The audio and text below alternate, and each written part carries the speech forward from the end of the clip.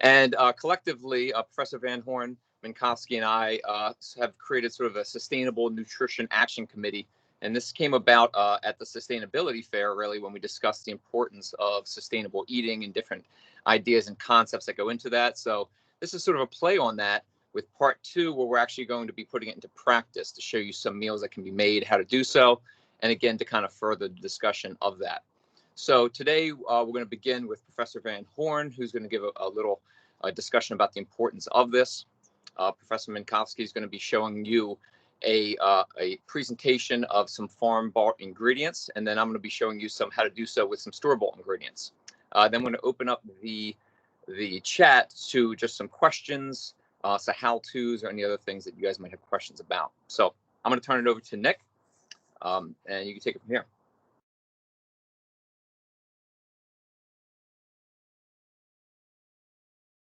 Share my screen here. Once that gets up, there it is. How's this view for you? I want it to be the whole screen. Let's see, grid view. Good to me. Does that look good to everyone? It's good, yep. Okay, so first, just want to say happy Earth Day, everyone. Thank you for joining us today. Welcome. And of course, thank you to CCBC and thank you to the CCBC Sustainability Committee for putting together a bunch of really good events today. I know I'll be watching them and having them on throughout the day as I try to catch up on my students' papers and grading their assignments. I'm sorry, students, I'll get that done, I promise. In any case, let's see. What we're going to kind of work through today is a little demonstration. We're calling it Sustainable Food Preparation. So my name's Nick VanHorn. I'm an assistant professor of philosophy.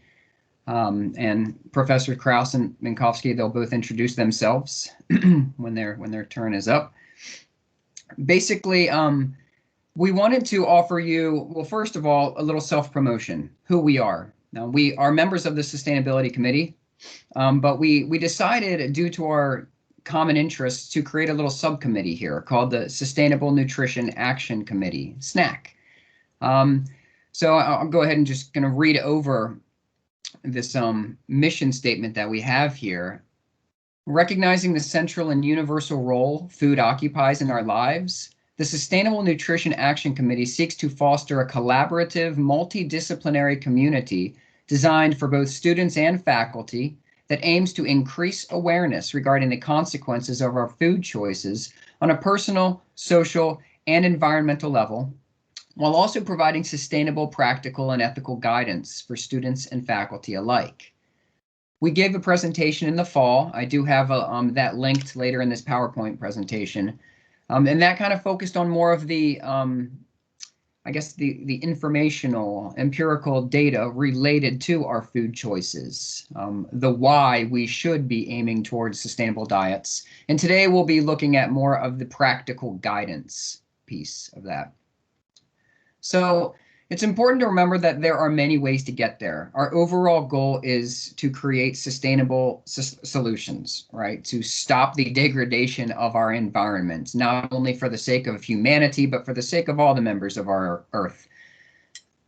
Now, we can be overwhelmed by this. So rather than trying to fight several small battles on various fronts, it's important to try to identify just a few significant ways that we can make an impact. It's not going to look the same for everyone. One of the recurring themes of our committee, of our subcommittee in our presentation today is we're going to do, you do what you can in the ways that you can. Right? One size does not fit all. So, where'd it go? There we go. So to that end, there are some, in terms of what we can do on a personal level, there are, a couple high impact actions that we can adopt to reduce emissions. One of those is having one fewer child, living car-free, avoiding airplane travel, or eating a plant-based diet. But again, these are personal solutions, personal actions. We're not running the government, right? It's important to keep that in mind. We're not running big businesses here. We don't have all that power. We do what we can. Some of these are easier than others, depending on where you live and what your financial situation is, your proximity to to food sources, farmers markets, and things like that. So just keep that in mind. Again, we do what we can in the ways we can. This means, first and foremost, learning about what we could do ideally, right? This is kind of what we discussed in the fall with our presentation regarding sustainable agriculture, right? We're moving away from industrial agriculture, doing what we can ideally. We have to determine which way to direct our ship, so to speak. Like, which way should we be headed, first and foremost, looking at the ideal. Secondly, we have to reflect on our current habits, practices, and beliefs, right? After identifying this ideal or this goal, we want to reflect on our current habits. We want to reflect on our current beliefs. We want to see how well or how poorly they align with that ideal. Again, so using the ship analogy, we can ask ourselves, now that we know the direction the ship should be pointed in, are we aiming the ship in that right direction? But thirdly, and most importantly, it does not require doing everything imaginable or evaluating our actions against an ideal moral standard. Remember, none of us, or very few of us, are living in an ideal or are situated in an ideal moral position. So we shouldn't be measuring ourselves and evaluating ourselves against some ideal moral standard. We try to find out what we can do, recognize the ideal, recognize what we can do, and go that route. Sometimes the destination is not arrived at by taking the straight path. And sometimes it's not about arriving there at all. Rather, maybe just ensuring that we're on the right path. There's a little Native American insight there regarding Native American theories of truth. For Native American theories of truth, it's not about arriving and holding truth. It's about just being on the right path. And that's what we want to ensure here. So the importance of sustainable eating, this is, if you, we will share this PowerPoint with you and you'll be able to click on this link right here and that will take you to YouTube to view the PowerPoint presentation from the fall regarding the importance of sustainable eating and why this is our focus. In that presentation, we touched on some of the issues regarding human, personal health, public health, environmental health, right? Water management, resource management, etc. So please check that out if you haven't. Very informative. The next thing I want to kind of focus on is why we specifically want and should be attuned to our food. This is going to get a little philosophical, but being attuned to our food means consciously reflecting on the rhythms and the interconnectedness of the world and its numerous beings and ecosystems. This attunement is essential for long-lasting, impactful change because it cultivates a reevaluation of what it means to be a human. So when we talk about the interconnectedness of the world, we are talking about not only the human being and its relationship to the world, we're talking about all the interconnected features and aspects from the soil to the sky, and also the interconnectedness of our human choices and actions, particularly regarding how the food goes from farm to table, thinking about farms and the workers and the shipping and the packaging and where it's sold and how it's sold, and then it arrives on our plate. This is all connected. By focusing on this interconnectedness, it reevaluates, helps us rethink what it means to be a human. It moves us away from the conception of the human as a solitary, independent substance. It moves us closer to an understanding of the human as an interconnected, interdependent, and relational being. This is important because this conception of the human being fosters the value of relational obligation, respect, care for all beings, and through all processes of food acquisition. It moves us away from solely focusing on concepts and ethics such as individual rights, and from notions of morality that set up arbitrary distinctions between the human and the non-human world. It extends intrinsic value to all other beings and in ecosystems in the world. In that way, it kind of reflects the South African philosophy of Ubuntu, which can be summed up by the expression, I am because we are. Right? Harming someone else is effectively harming me. Harming the environment is harming me. So today we'll see two demonstrations, two different approaches, both of them kind of fulfilling our mission statement, trying to develop sustainable, nutritious diets and giving you the skills to carry these out on your own terms. So that we'll look at a low cost, low impact, nutritious ingredients, food preparation. And the second one will be based on regional and seasonal ingredients. So remember, we do what we can. We're not always going to be able to do the most idealistic thing. We do what we can. So why is this important? Well, remember, small choices can make a big impact. We want to provide recipes and demonstrations that are practical, that are sustainable, that you can take over, that you can take on and use yourself. We want to transform hopelessness into hope. I mentioned this at my last presentation in the fall. Very often we can confront climate change and just be suffocated by the hopelessness there. We feel like we cannot do anything. But when we recognize the impact that our dietary choices can make on the environment, it can transform that hopelessness into hope. We can vote with our dollars, right? Buying the right things. And this can make a big impact. We can transform anxiety into empowerment, whether you have anxiety regarding climate change, regarding lifestyle changes, regarding the government not acting, regarding your own possible failures, or regarding not knowing what to do or how to start. We can transform that into empowerment where we take ownership of our food, where we develop a survival skill, where we own a skill that can affect the planet in a positive way. And lastly, we can cultivate this self-efficacy, right? The belief in ourselves that we can do these things. We can work together towards a common goal, despite differences of opinions and methods. It's important to mention that Professors Minkovsky and Krausz and I, we don't agree on everything regarding how to best capture or move towards a sustainable future. But we agree on enough, right? And we agree on the big picture items. And we understand that we can set aside the 20%, 10, 20% of things we disagree with to work towards something that we do agree on. And lastly, we want to provide a forum for reflection and discussion to ask you all how we can help, where maybe you are falling short, what we're missing, right? Because again, this is a collaborative effort and we want to work on all of this together. So that's how we will kind of finish off. But I'm going to, now I will be, oops, nope, end this presentation for everyone. Nope, I don't want to do that. I want to stop presenting. Where is it? There, no. Stop presenting. Might I say very well spoken. There we go. Sorry about that. A little technological difficulties, but all right. I'm all set. Thank you for that. Very eloquent. Thank you. I tried.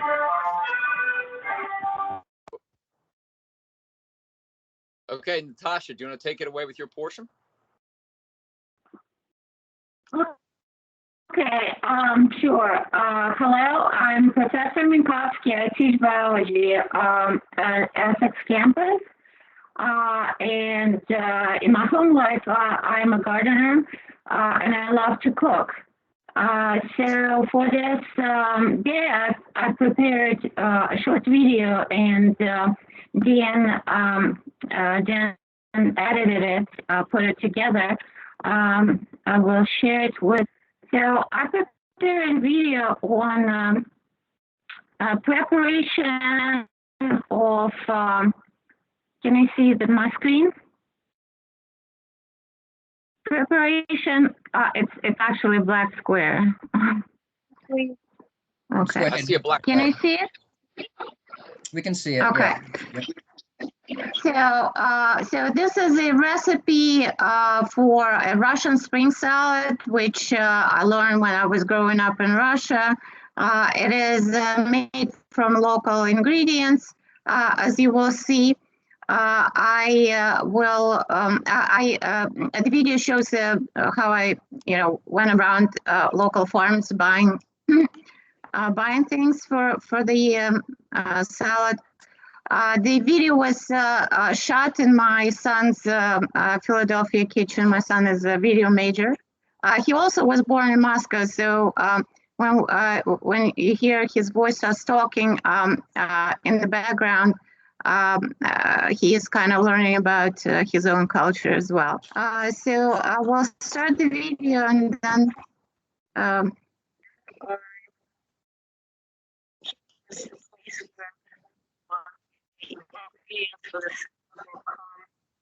all the 2-3 weeks from now.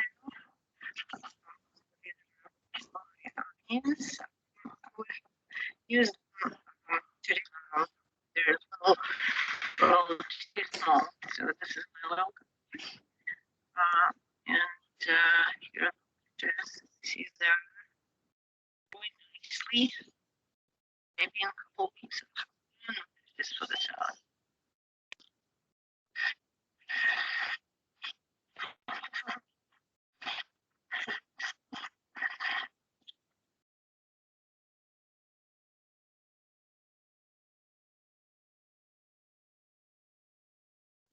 Natasha, I don't know about everybody else. I'm having a hard time hearing it though. Yeah, do we have the sound optimized for sharing?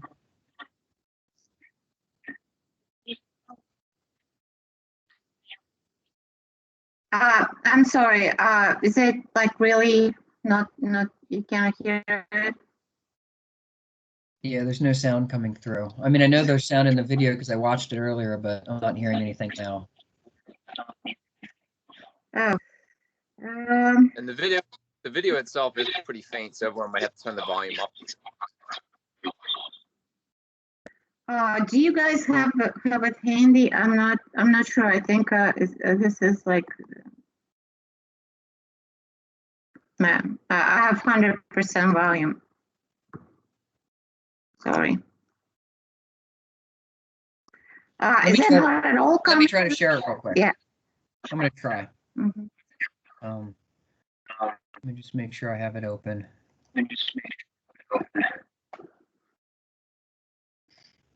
Okay. Open that up. Right.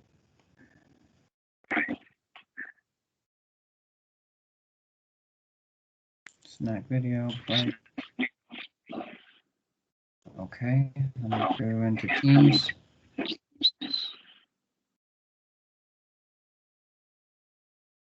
All right. Let me know if you can hear the sound.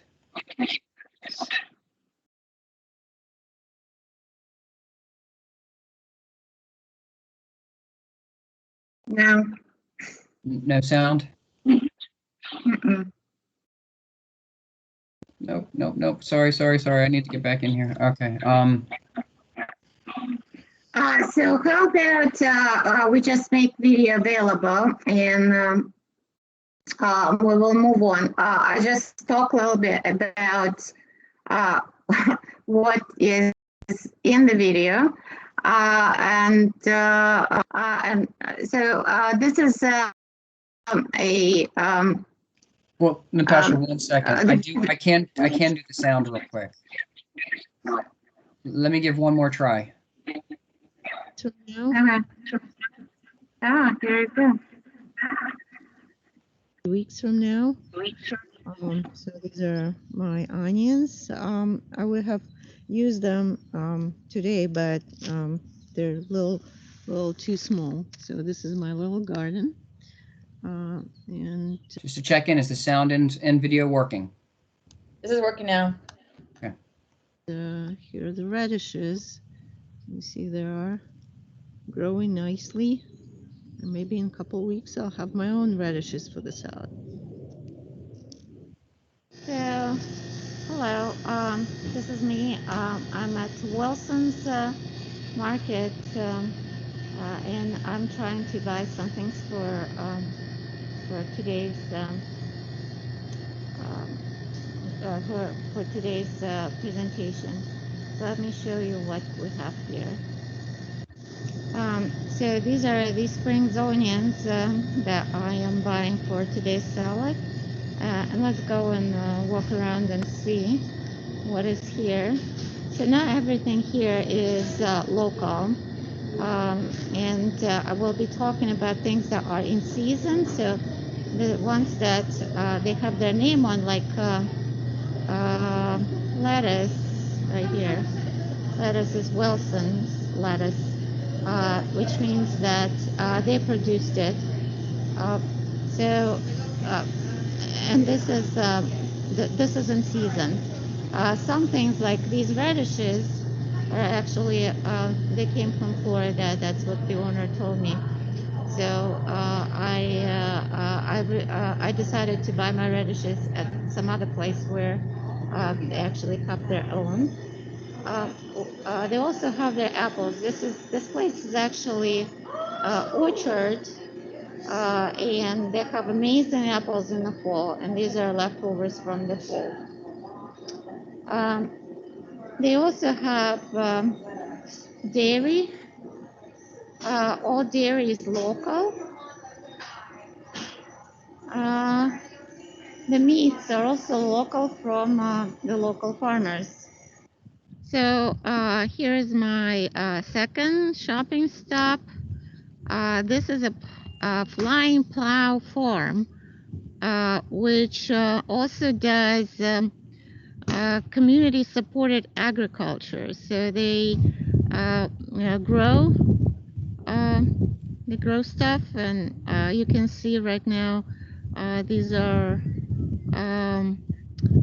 greenhouses. So whatever they grow, they pack in boxes, and then people who signed up for a season, they can come in and pick up for a week, their food for a week. So here we have a little place where I came to shop. I was told there are radishes, and here are the radishes I'm gonna buy. There are some other green vegetables that are currently in season. I will also buy this yogurt, which I will use as a dressing for the salad. So this is the recipe for Russian spring salad. And when I was growing up in Russia, they were making the salad in the spring. And that would be because over there we did not really have foods brought from all over the world or across the country. So whatever was there in season, we would take and make food. So the ingredients I already showed you. I bought at the farm market, and so this is green onions, and I already cleaned them out. And I took about half of the bunch that was there for sale, and I cut the white part. So that's the onions. And I also so these are nice radishes. I bought 2 bunches, but for the salad I will only use 1. And the yogurt. So yogurt, normally in Russia we would use sour cream, but I couldn't find any sour cream in our farm markets, so I bought yogurt, and I think yogurt is a pretty good substitute. And here are my eggs.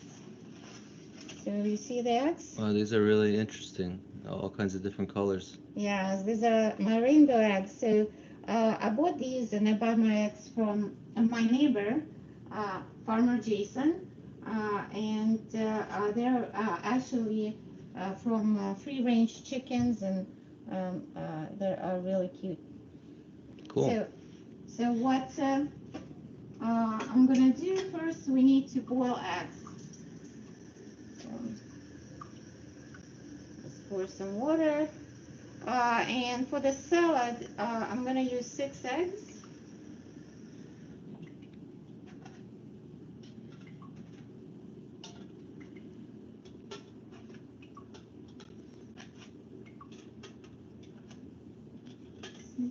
And let's put them up for boiling. Cut off the radishes.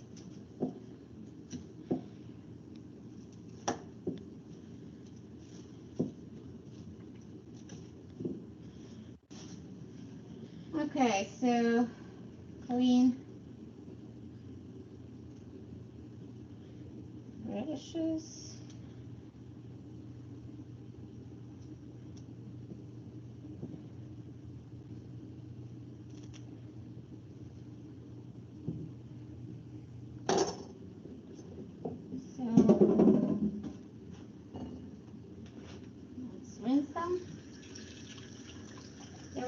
pretty clean, but let's rinse them some more.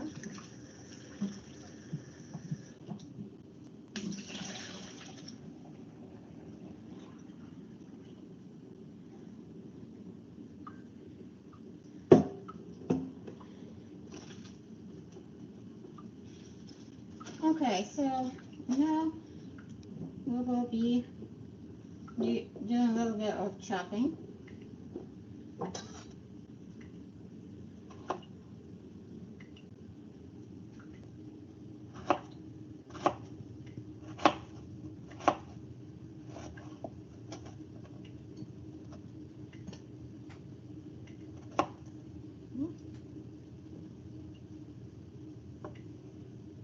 So these are making semicircular pieces.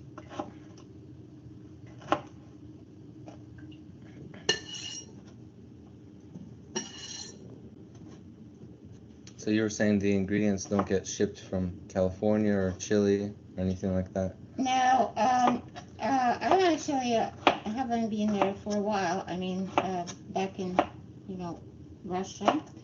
But 25, 30 years ago when I was there, in the winter, there was no such thing as, strawberries in the supermarket.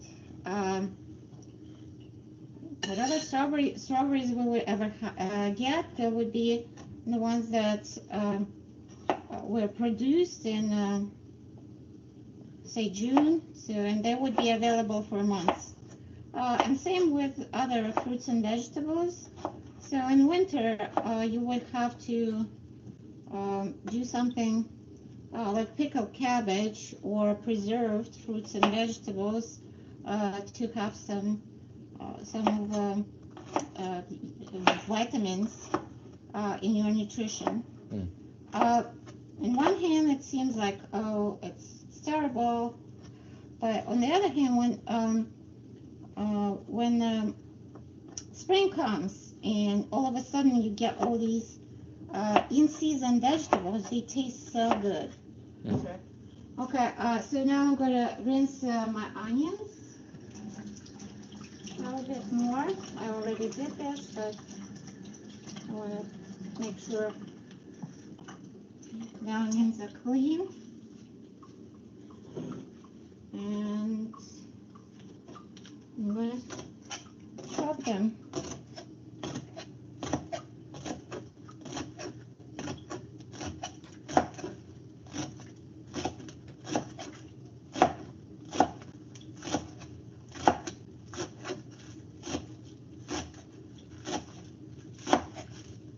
So it seems like a lot, but that's what the recipe is, and it actually tastes good. I feel like radishes are not so popular in the US. I don't see them very often. Yeah, radishes are actually really good nutrition. I will be talking later about what kind of nutrients they have. The eggs should be boiling for about 15 minutes to make sure they are firm. And now I'm going to take them off.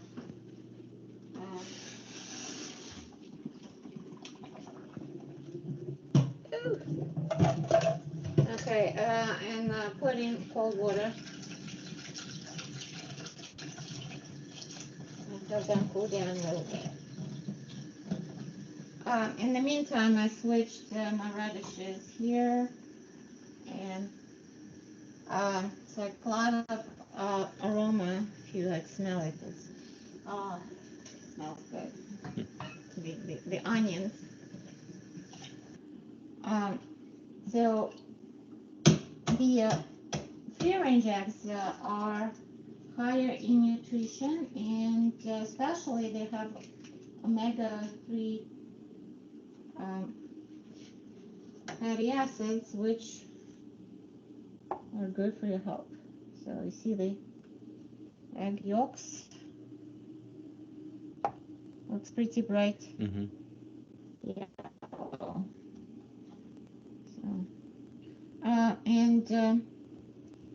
so the way to chop them up would be first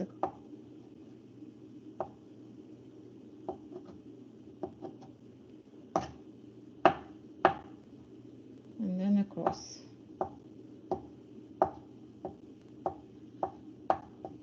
Alright.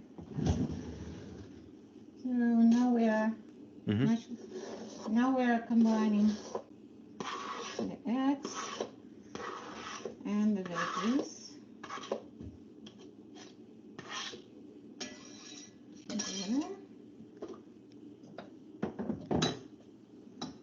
I'm going to mix it up.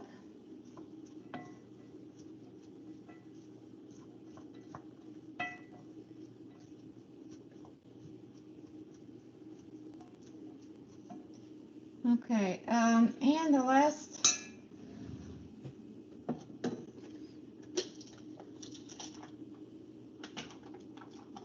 also probably should do salt as well. So this is yogurt. Actually, you can see it's quite a bit of fat on top of it, so almost like sour cream.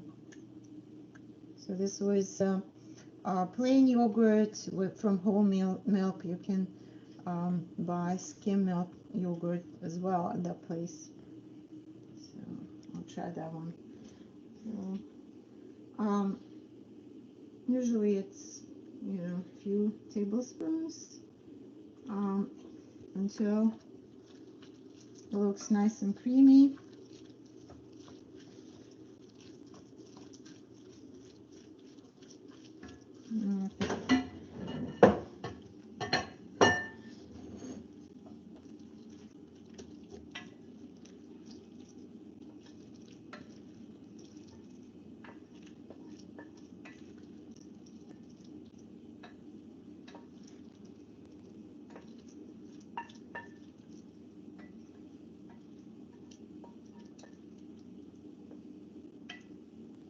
Okay. Instagram worthy. So we can try now.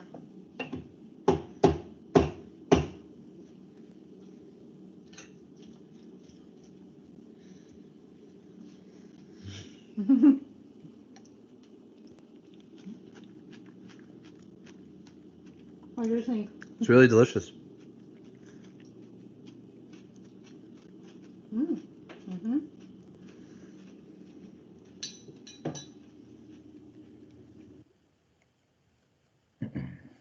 Okay. Let's see.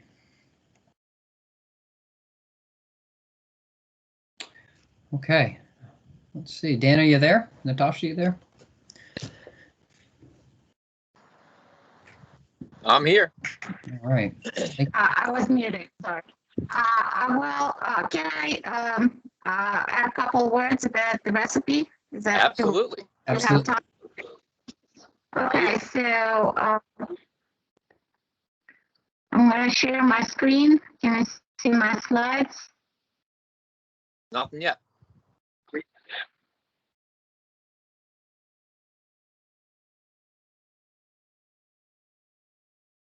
Let me know when you There you go. I see can it. see it. Can I see it now? Okay. Yes, ma'am. So my idea was to present a recipe that we can buy ingredients that are in season and buy them locally. And these are some benefits of using local ingredients that are in season. So first, you help to maintain farmland, open space. You can actually get quite a bit of education through human interaction. While buying food at these markets, I was talking to the farmers, and they were quite passionate about what they do. They know everything about food production. They know everything about treating the soil the right way. So this is also very informative and helps to establish relationships in the community. It stimulates local community monetary stimulation instead of Walton family getting your money. It's the local farmer that gets your money, and the money gets reinvested locally. Of course, it reduces carbon footprint because the food is not being hauled for long distances, and it is actually nutritious food that tastes. One of the owners of the farm markets gave me this, and this is you can find it in the Maryland State government website. So this is a card that shows you which foods are in season. So you can see cut off here. If you see on the top, asparagus is going to be in season pretty soon, and maybe already. So the column that goes with this first circle in asparagus, that's April. So what else is here? Onions, and pretty much it. And then a lot of stuff coming in May. The red circles is foods that are either preserved from previous season, or mainly preserved from previous season, so they can last year round. So here the nutrition benefits that I mentioned in the videos. So for radishes, they're very low in carbs, and they have low glycemic index, which means that they help people who have diabetes. They're rich in vitamins, C, group B, folate, minerals, calcium and potassium mainly, and lots of antioxidants, which help to reduce, enhance liver and reduce problems with cardiovascular. But I have to add some warnings, because all these all these foods come with pros and cons. So, for example, radishes have chemicals that interfere with thyroid function. So, if you're hypothyroid, a lot of cruciferous vegetables are not really recommended. They're recommended, but not in high quantities. So, radishes, broccolis, cabbages are not too many. Will not be good for you. Green onions, low calorie, low sugar, high fiber. In fact, a cup of green onions is 10% of your recommended fiber intake. A lot of vitamins, again, vitamin C, vitamin K, folates, antioxidants, chemicals that are anti-inflammatory, and one specific chemical, allicin, that comes from allium, I think, is Latin for onion. It reduces risk of cancer, especially stomach cancer. And warning, vitamin K reduces effectiveness of blood thinners. So if you're on blood thinners, don't eat too many onions. So eggs, with eggs, it's interesting. There are, first of all, everybody knows they're high in protein, but they're also high in fat. And there are quite a few legends about how the free-range eggs are so much superior. So I have to say that my research showed that they are higher in fat than regular eggs that you buy in the supermarket. However, the fat that they have is high in mono and polyunsaturated and omega-3 fatty acids, which are actually shown to have health benefits. So it's both ways. It's high in fat, but these are actually good fats. and yogurt is high in proteins, and fat content varies depending which yogurt you buy. You can buy, fat-free yogurt. Vitamins and minerals, especially calcium, reduce risk of osteoporosis. And very importantly, yogurts that are naturally made have probiotic bacteria, which improve your gut microbiome, which is very important. Okay, so this is it. I'm going to stop sharing. And I pass the torch. All right, excellent. Thank you, Professor Minkovsky. So I'm taking over now. Again, I'm Professor Krausz, and I'm going to be doing a live cooking demonstration out here on my back deck. And it's April 22nd, and I actually just saw a couple snowflakes. So yesterday, Professor Schrader told me that we can't plant frost-sensitive plants after April 15th, I was told. So might be a little bit later than that. Anyway, so yeah, Professor Minkovsky really touched it about the importance of shopping local, and not just for the healthfulness of foods, but again for the economics and supporting local economy, and also more so about the engagement of learning where your food comes from and learning more about your food. And I think that's the whole important thing that we all were discussing, is improving mindfulness with eating and engaging with your food more, not just in eating it, but in preparing it and sourcing it at every step of the way. And as Professor VanHorn discussed so eloquently, this can be done at any level. And the idea is that this isn't a dichotomy of healthy and unhealthy. So again, I come from a health background, teaching fitness, nutrition, and other health courses. And I hear it all the time that, is this a healthy food? Is this an unhealthy food? And we shouldn't necessarily think that way. So this is essentially, it's a continuum where are you now, and can we push you a little bit more in one direction? But you also need to consider what would be the other direction as well. So you can kind of identify your location on this continuum. So what you saw in the video is, food grown in your own backyard. You can't get fresher than that. You can't have more control of the input than that. But again, it's not always practical. And we're going to have a lot more demonstrations on how to do this at any level, in gardening, in containers, in your deck, and so forth.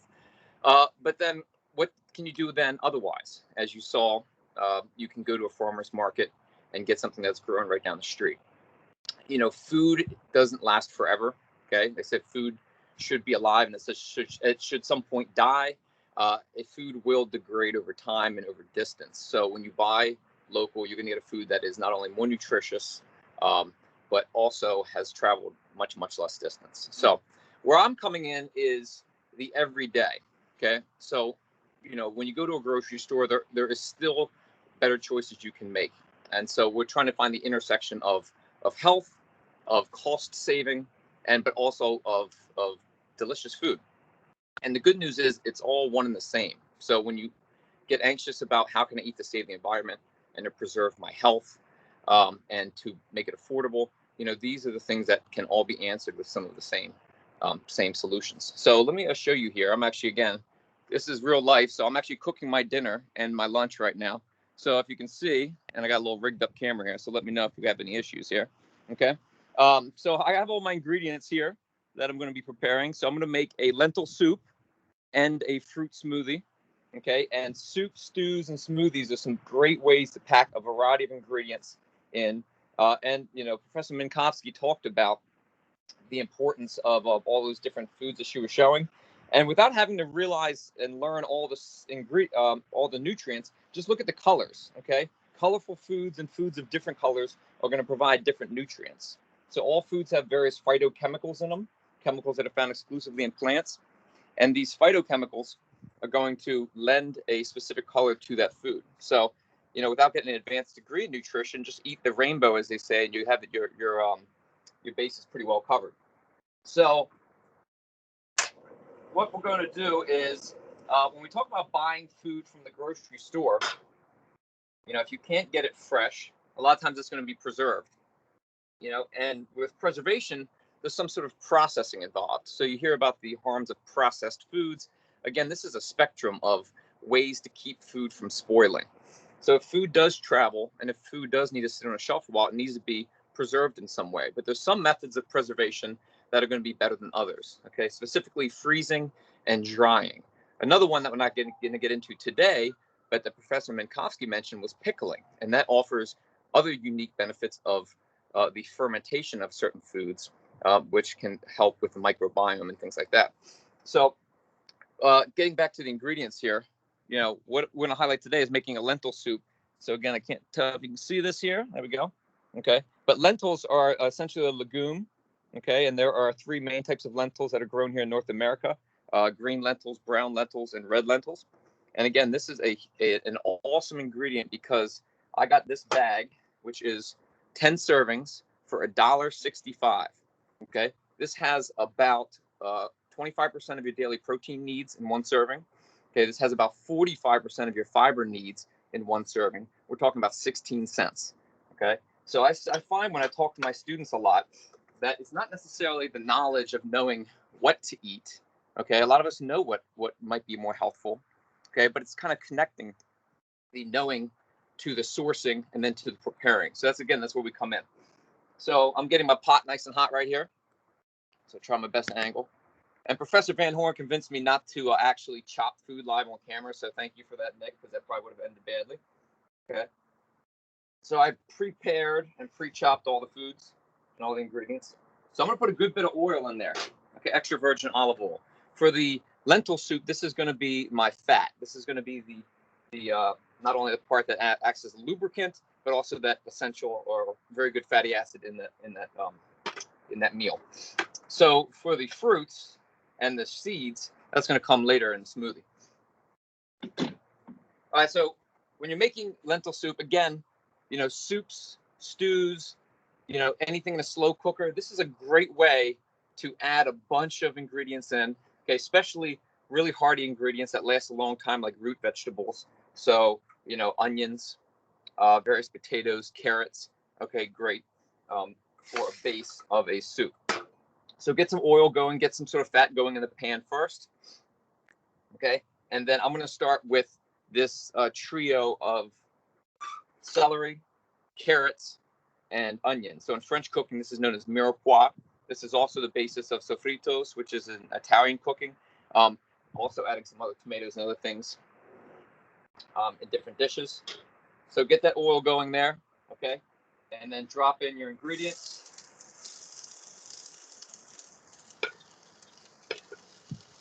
Once you get that going, are you able to tilt the camera down so we can see inside of the? Yes, absolutely. And again, please forgive me. This is my cell phone on a mountain bike holder here, so I'm trying my best. All right. So again, stir it up. Can you see that, Professor VanHorn? Sure can. Looks lovely. Hey Dan, can you tell us how much mirepoix you've added there for those? Yes, absolutely. And by the way, I like it really hearty. So typically the ratio for mirepoix is a 2-1-1. So 2 parts onion to 1 part celery to 1 part carrot traditionally. And so right here I have roughly 2 cups of carrot, 2 cups of onion, 1 cup of carrot, and 1 cup of celery.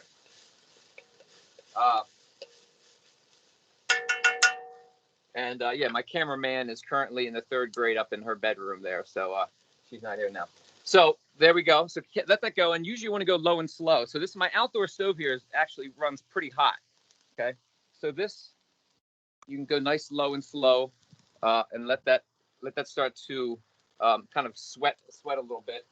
And now's a good time to add seasoning. Again, salt and pepper is a standard. And then you want to add some more savory herbs. If you have fresh herbs, that's great.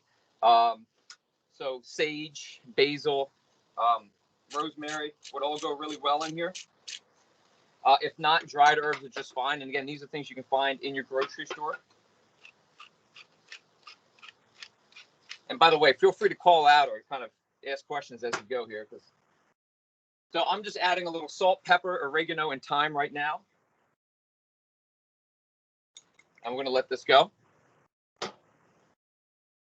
Now, again, these ingredients, we're talking about under $1 for each. In fact, you know, oftentimes onions, we're talking 50, 60 cents. Carrots, you get a bag for $1 or so. These can all be grown locally or at home. They can all be purchased locally. All right. So that's good. That's getting happy there. All right. Another thing I'm adding is potatoes. Okay. Now, potatoes, again, are a very, very nutritious ingredient. One of the best sources of potassium, which a large majority of Americans are deficient in. Okay. Lasts for a very long time. And what I'm going to do is once the mirepoix gets going for about 5 minutes or so, I'm going to add the potatoes and lentils in before I add the liquid into that. Okay, so we're going to let this cook.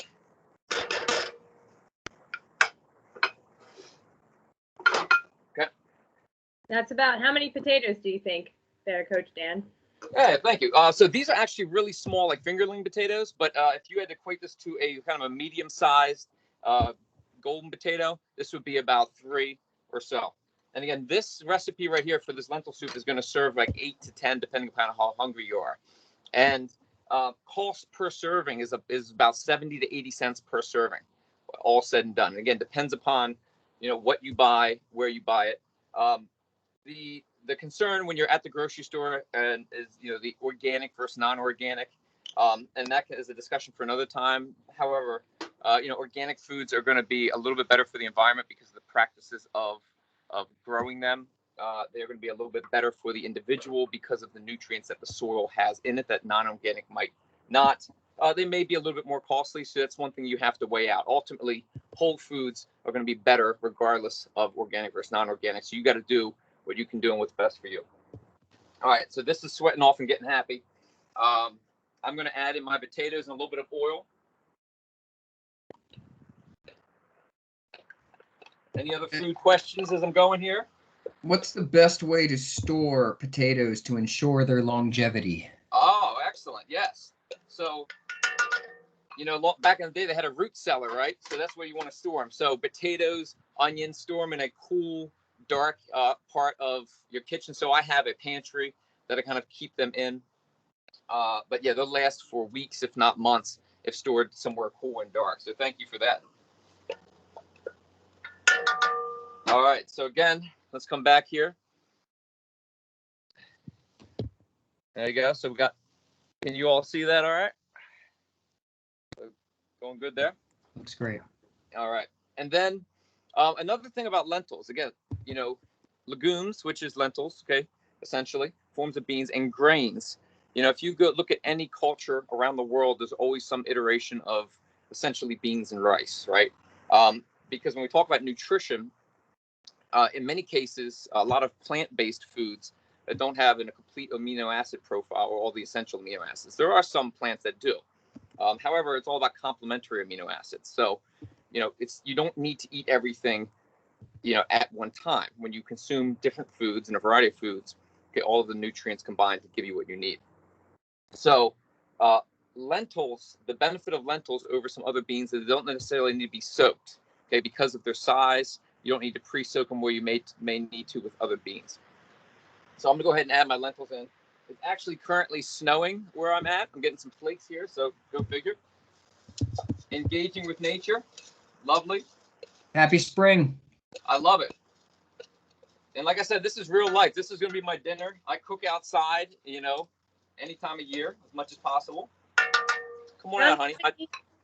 How much dried lentils are you sticking in there, Coach? Thank you. My daughter wants to say hello. Say hi. All right. Hi. Break from class. So that Hello. that was about 2.5 cups, actually. It was a whole bag. So everything I showed you was store-bought. It was packaged. I made it a little prettier by taking out of the package and so forth. But all this, again, was purchased from the store, and that was 2.5 cups there. So I use my nutritional analysis software to come up with the nutrient values of all these meals as well, and I can post those possibly on our Teams page or wherever that may be useful. So I can post the complete recipe and everything else. So far, again, we have about 2 cups of onions, 1 cup of celery, 1 cup of carrot, about 2 to 2.5 cups of lentils, and about a cup and a half of potatoes. But again, the good thing about cooking is get creative with it and have fun.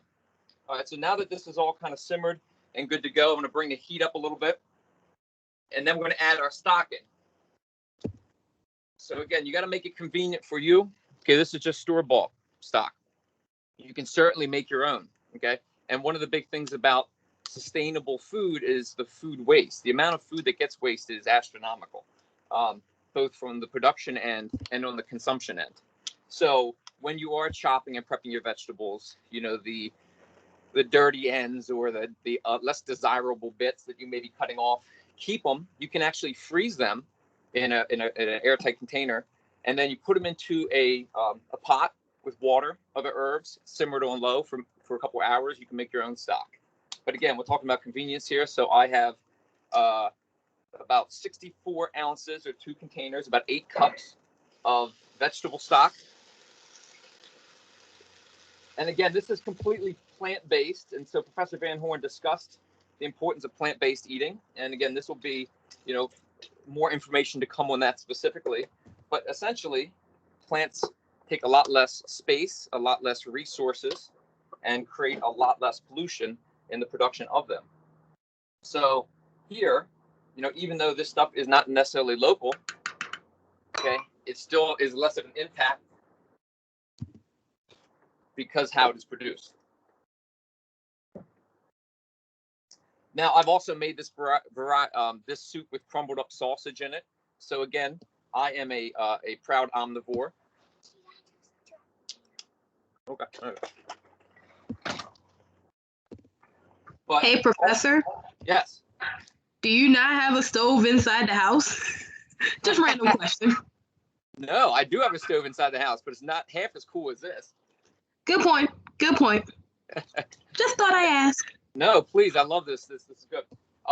Like, I mean, and this isn't just for show. This is, I actually moved this to a different part of my back deck. Usually it's on the other side. This is a little bit better vantage point in the background I'm showing you here. But no, engaging with nature is important. And, you know, in any way you can, not just going out for a hike. Okay. Ideally, one day if I could cook my food, chop it up and cook it without having to go inside, I'd be a happy man. Okay. The other thing is that this stove is gas powered. So I know we're running short on time, but this cooks much, much quicker. I have an electric stove inside. All right. So here we have it. All right. So I got the ingredients in. I'm going to bring this up to a boil and then drop it down to a simmer. Okay. So whole lentils, the green lentils and the brown lentils will cook in about 30 to 45 minutes, depending upon, you know, if you preheat them the way I did, sort of sauteing them a little bit will shorten that process. There are also red lentils or red split lentils, and those cook much faster because they're split in half. However, they don't tend to hold their shape. I find them getting a little mushy, and for me, the mouthfeel of it's not as good as this. Another point about the soup is when you chop your ingredients, you want them all about the same size, good consistency. So I didn't get into the knife techniques yet. So this is going to go. If you want to accelerate the process, you can put the top on. Okay, but this already is up to a boil because this gas moves quick. What I'm going to do is let this go for about 20 minutes or so. And then the last thing I need to add is just some kale. Again, this kale was store-bought, pre-chopped, super easy.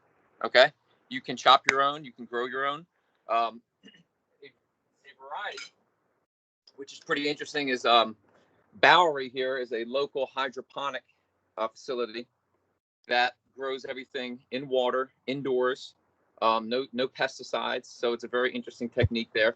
No soil involved. And this is right in Nottingham. So right out, you know, right around us. So that's kale as well. So that's kind of the in-between. I got that from the grocery store, from Giant, and they sell locally here. So it's kind of a nice mix of something that's convenient, relatively inexpensive, but also is more on that local end. Okay, so this is up and simmering.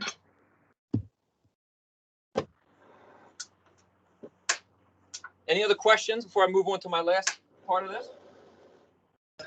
Do you recommend anything other than kale? Because I truly am disgusted by kale. Well, we can talk about how to cook kale because there is some technique to that. Number one, you have to massage it a little bit. Okay, I won't get too much into that, but there's actually compounds. I have to massage. I don't massage myself. How am I going to massage kale? You got to rub your plants. It makes them happier, more delicious. But no, about kale specifically, there's compounds in kale and other plants, but specifically kale, it's very, very dense. And if you rub it a little bit, okay, it releases some of those compounds in it. Now, don't, you know, break it down to nothing.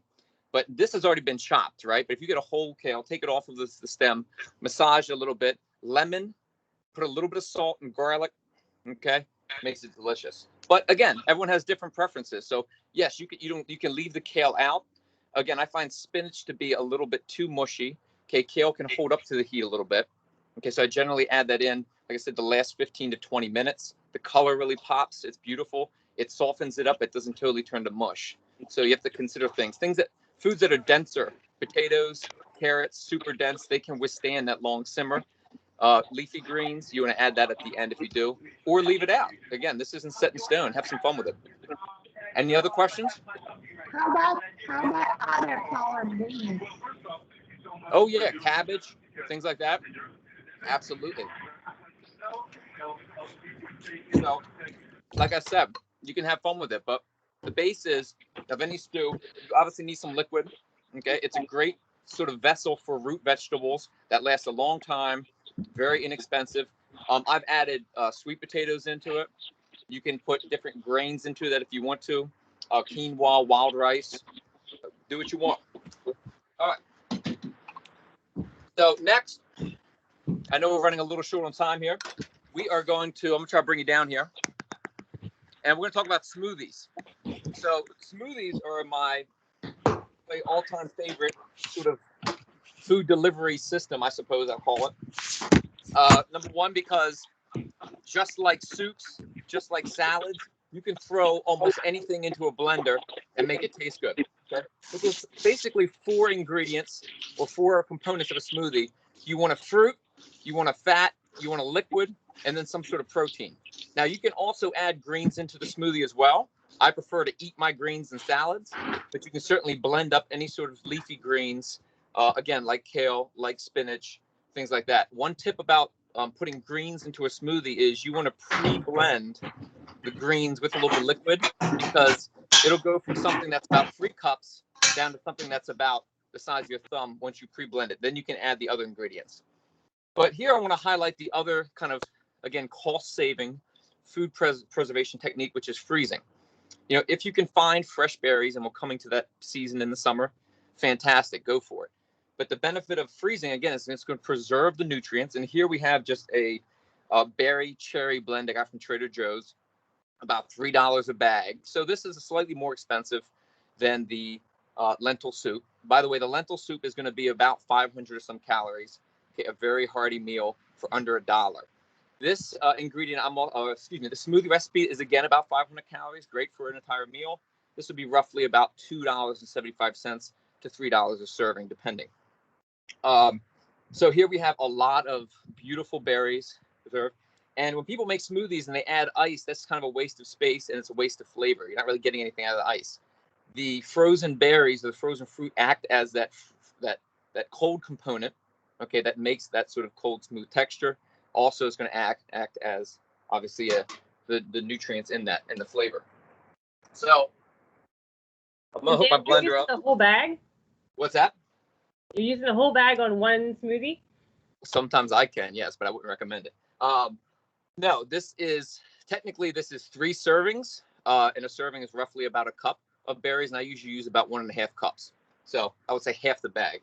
I just put it in the bowl for display purposes. But let me get my blender set up here. All right, so again, a tool everybody should have is some form of blender, not just for making smoothies, but also sauces, things like that. Now I have this little NutriBullet because I live in a small townhouse here, and we have limited kitchen space, so this thing's pretty excellent.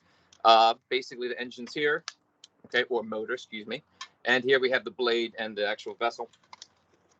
So a few tips on the process of this, because there is a technique that works better than others. You want to add in the frozen berries first, okay, because the weight of those is going to push everything down onto the blade, okay? So I'm going to get a little sloppy with this, excuse me. So put about a cup, okay, it's about cup, a cup of berries. You want about a cup of liquid.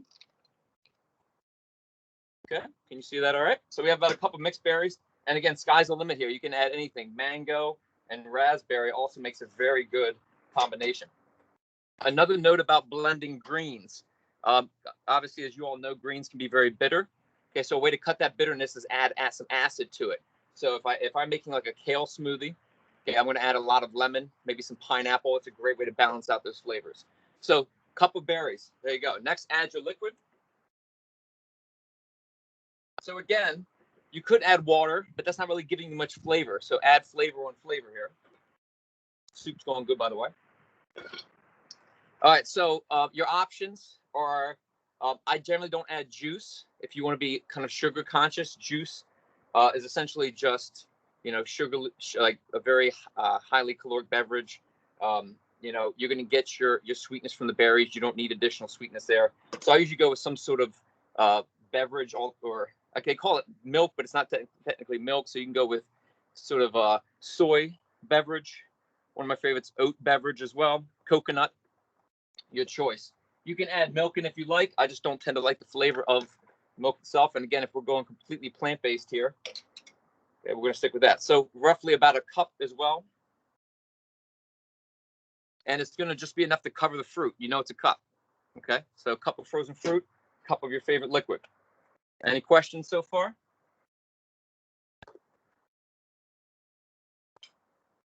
Okay, and then we're going to go with the protein option. So my favorite is, again, yogurt, Greek yogurt specifically. It tends to be thicker. Yogurt also adds that nice little tang, that nice little acidity to it, which I prefer and I enjoy a lot. But again, if you want to go completely plant-based, you can go with things like powders. So pea protein powder is a very common and very popular plant-based protein alternative.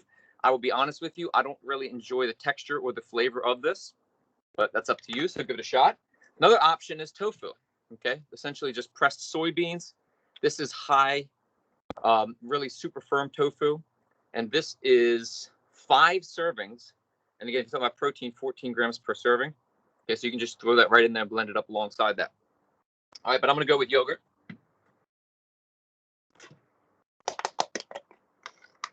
And again, we're going to go about a cup of yogurt as well. So 1 to 1 to 1. Cup of berries, a cup of some sort of fluid, and a cup of yogurt. And I'm just eyeballing this because that's the way I cook. There we go. And then last but not least is you got to add the fat. Okay. Now fat, we all know is essential nutrient. And so where can the fat come from? This is another opportunity. You can put seeds in here. You can put nuts in here. What I'd like is chia seeds right here. So again, get them from the bag, about $1.99. Okay, good source of protein, good source of fiber, good source of other phytonutrients. Other options would be hemp seeds, okay, or flax seeds. So here you want to put about 2 to 3 tablespoons. Again, I do everything by eye here. If you want a simple way of measuring, your fist is about the size of a cup. Okay. If you have your palm, okay, or what you can fit in your hand, that's about the size of a half a cup. Your palm itself is about the size of a quarter cup, and your thumb is roughly about 2 tablespoons. So for most fat additions to dishes, we want to do about thumb's worth right in there. All right. Now, again, I'm over explaining this, but this can really be made in a matter of about 2 to 3 minutes. And what I do is I'll make this for the morning while I'm making my dinner at night, and then you're good to go. So here's everything together, and then in this case, you flip it, give it a shake. The weight of those berries pushes everything down. I'm going to go ahead and mute right now because this is going to get a little loud.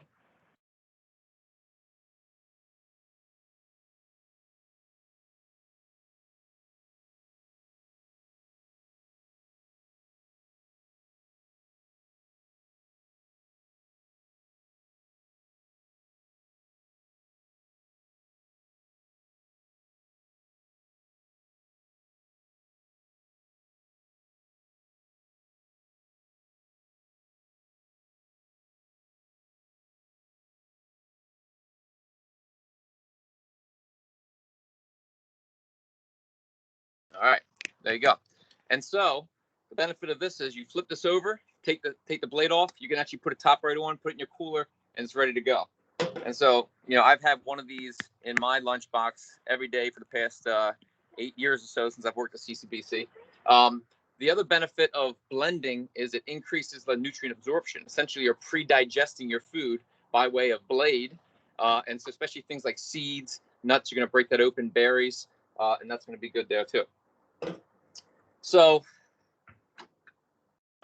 the stew's going here very nicely. Lentil soup looks great. Okay.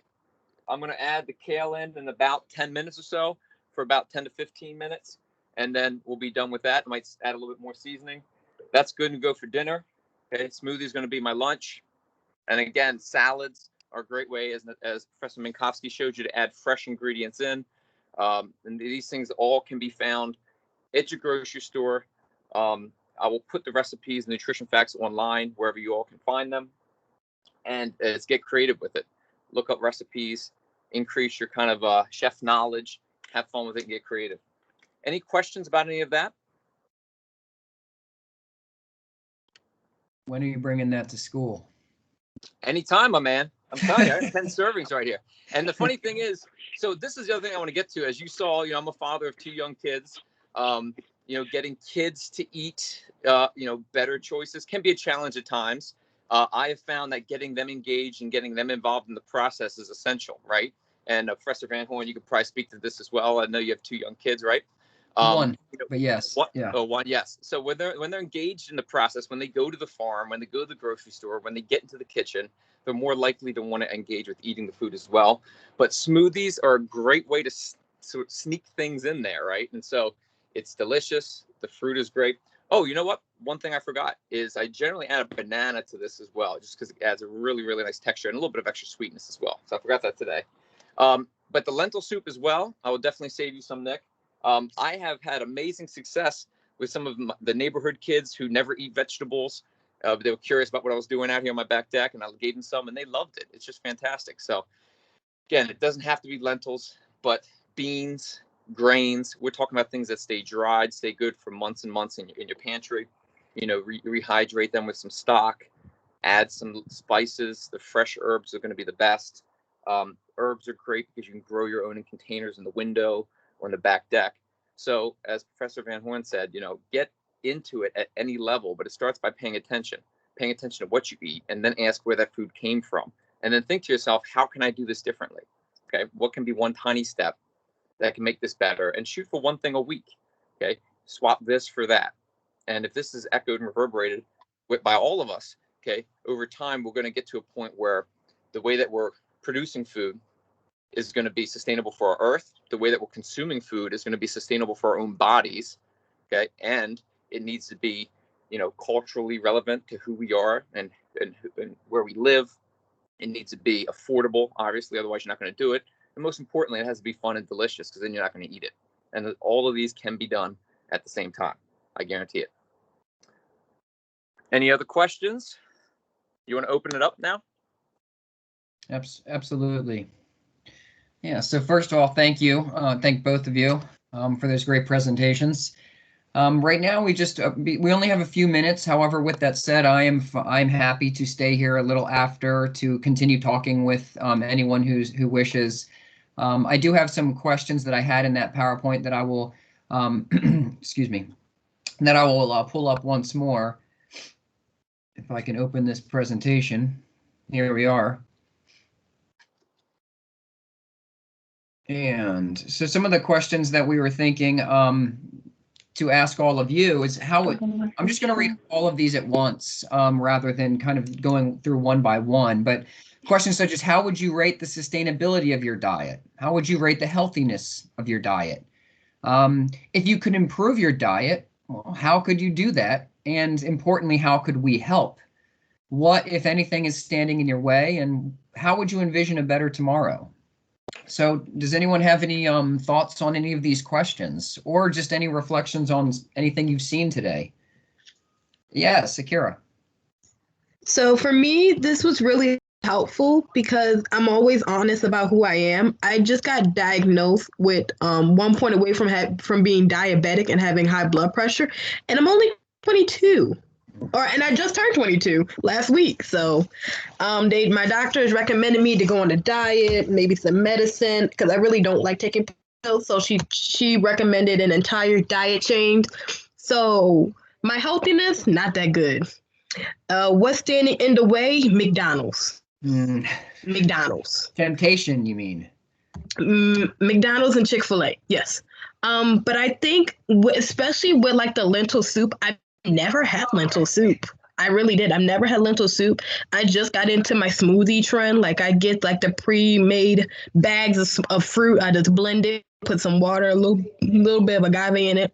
So I'm working on improving my diet. My doctor recommended me to do a health journal or a food journal just to keep an idea on what I eat. So, but the last time I had a vegetable, if I can be honest, that wasn't deep fried, I think it was my grandmother's shrimp pasta salad, where she does shrimp, multigrain noodles, and I think cucumbers, tomatoes, and something else. Oh, olives.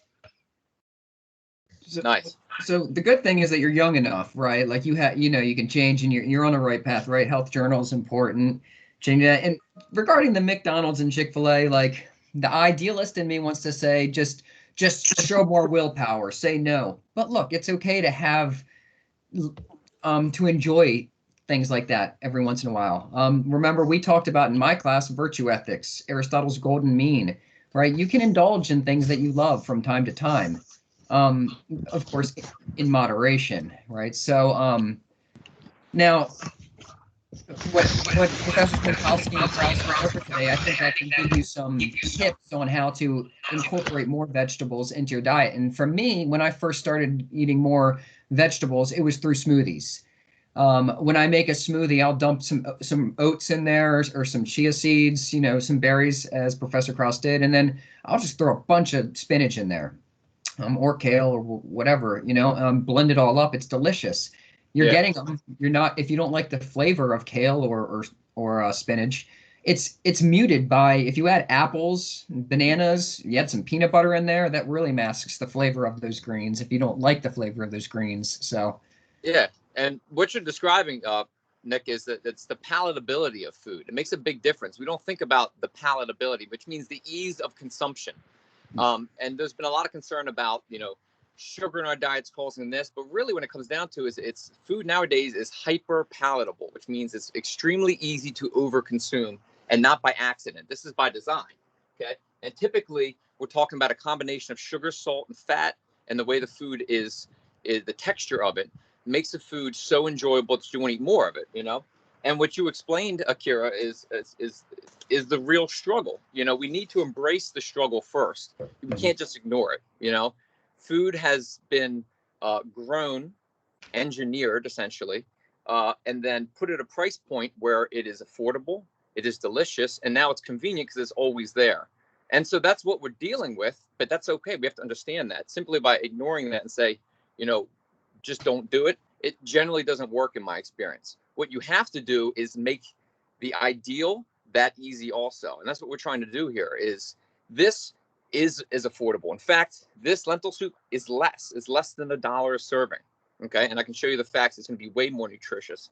We also need to consider how we value food, not just cost per calorie, but cost per nutrient, right? Because essentially it's not just the energy that food provides us. We are developed, on a cellular level from the chemicals that are in our food. And, if we understand that, we start to value better food more so. But first and foremost, it needs to be there. Where do I get it? Okay, how do I prepare it? And that's what we're here to do. And here to show you it can be done. In terms of the vegetables, Professor VanHorn was saying, the blending is great. My thing is also really finely chop vegetables as well. Finely chop is a little bit easier to consume than just taking a bite out of a big piece of vegetable or eating a whole plate of greens. That's not always nice. Take those greens and really finely shred them up. Mix them with some rice and beans and spice. It's going to be delicious. So, there's different ways to manipulate your food to make it more enjoyable. I saw another hand raised. Does anyone have questions? Hi. Oh, sorry. Nope, I'm going to.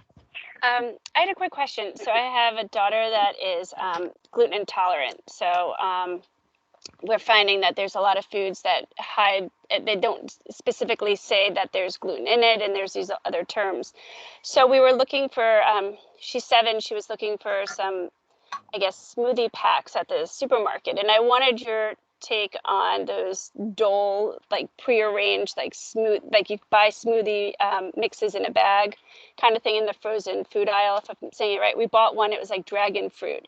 I tried to make it based on the instructions on the back and it was just awful. So I Yeah. find that you're spending more money on these frozen smoothie packs, and then they're just not coming out the same way as if you went and made it, you know, fresh, or you went to a smoothie kind of restaurant.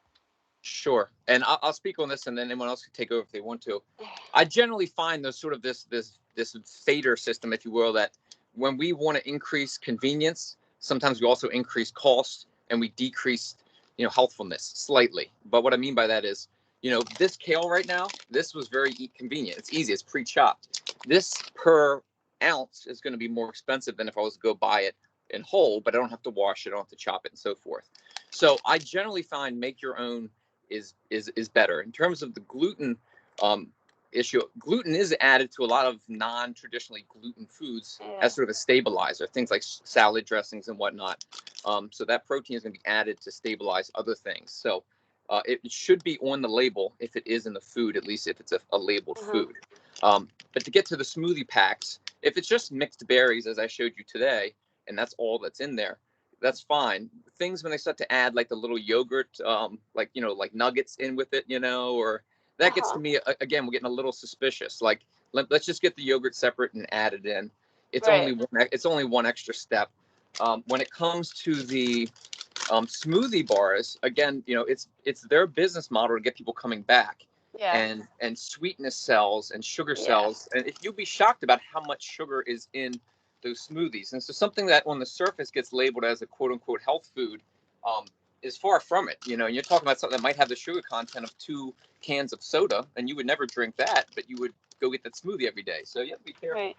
I think what was helpful too is what you said is to cut the taste of the kale being so strong in a smoothie is to cut it with some acid. And those are kind of tips and tricks that like you search for online to try to, you know, you want to identify the question you have on how to cut that flavor that's so pungent. And so that was helpful to understand, to cut it with some lemon or some lime. Yeah, definitely. I'm adding my greens in here if you want to see. A little bit of heat makes that green color really pop, which is beautiful. So this is insanely thick. I would consider this a stew. A soup is usually something that's going to be more brothy. This is essentially what I've created was just a bowl of lentils. So, but yeah, it's usually, you know, salt, fat, and acid are sort of, you know, key components of food that you can play around with to really change the flavor of it. So, you know, acid can come by just a little bit of citrus, a little bit of vinegar, which I usually actually add to this lentil soup as well.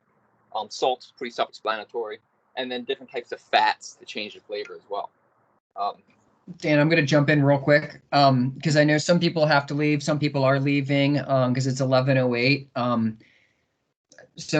I just wanted to say thank you to everyone for joining us today. Thanks for your participation and involvement, engagement. Again, like I said earlier, if you want to hang out on the line and ask some more questions, talk some more, I'm available to do so. I believe Professor Krausz and Professor Minkovsky are still here as well, so we can hang out and talk. So, you know, just wanted to say goodbye to all of you. Thank you. But if you want to hang out, hang out. Thank you, everyone. Also, can we provide contact information for questions? Hello? Yeah. Yes, absolutely. And another thing I wanted to point out was the fact that we do have, on Essex, we do have College Garden, and the person of contact, the point of contact is Beth Schrader, and anyone who wants to get involved with growing their own food should contact Beth. Excellent. Yeah, thank you for that. Well, it looks like we have just a couple folks remaining in the room. So we could wrap. Are there any other questions? Anyone else like to bring something else up? Any questions, comments, thoughts? I'm here cooking, so I got nowhere to go. I got to finish this up. No, I'm putting all the kale. Put it all in. Looks like that might be it. So I'm going to go ahead and stop the recording at least.